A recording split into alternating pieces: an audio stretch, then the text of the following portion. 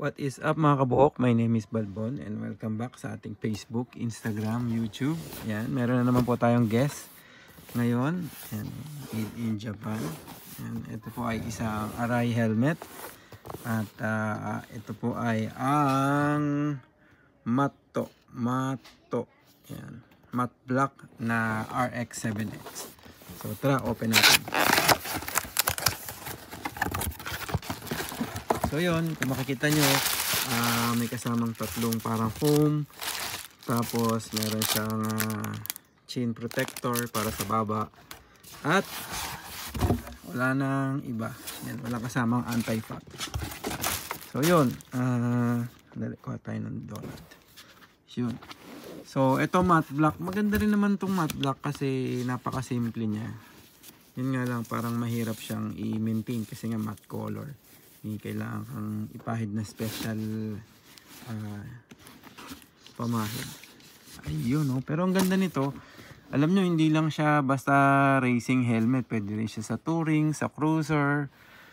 Pwede nga rin to actually sa mga naked adventure bike. Yan, napakaganda ng Arai. Tsaka pag naka-Arai ka, iba talaga yung datingan. Kumbaga parang kasi nga exclusive tsaka mahal. Tsaka yung quality, yung binabayaran nyo sa Arai eh. Yan. So ito matte black siya. Yung matte black na series, kung mapapansin niyo kahit saang siyang model ng Arai, pag matte black, ganito yung logo.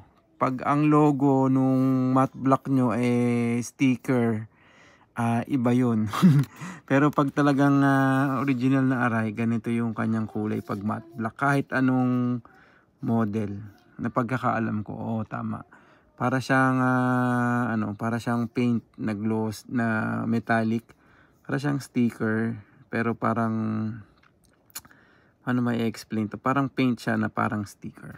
Yan, ganyan yung logo pag matte black. So yan. So may nabibili rin itong may nabibili nitong kapares na spoiler na matte black din. Hindi ko alam yung bago yatang FIM na rating kasi ito Snell to eh. Yung FIM na homologated na RX7X. Parang ang ilalabas yata nila is parang light smoke, parang ganito. Yan. Kasi yung FIM na helmet ng Arai, may kasama na siyang spoiler. Pag FIM yung helmet na binili mo, may kasama na siyang spoiler. Yung parang FIM2 na ilalabas ni Arai ay parang ganyan na magiging itsura. Smoke lang yung ikakabit. Yan. Ang alam ko kasi sa FIM, dalawang kulay lang eh. Isang glossy at saka isang puti. Pero hindi ko alam kung maglalabas ng... Pero parang nakita ko yata may lalabas na matte. Yan. So yun, imagine niyo na lang na matte black to kasi may nabibili po matte black, glossy black, ito smoke, clear wala dito sa Japan eh, hindi nilabas. Pero meron talagang clear. Sa ibang region may nilabas. Meron din siyang white, glass white, black, glass black at saka matte. Yun. Yung silver at saka yung blue wala eh, hindi nilabas yung blue. Yan.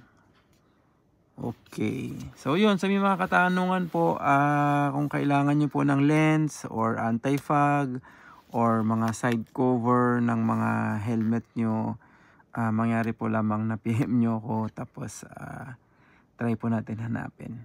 Yan, yun. Maraming salamat po sa inyong lahat. Ride safe. Peace out. RX7X Matte Black.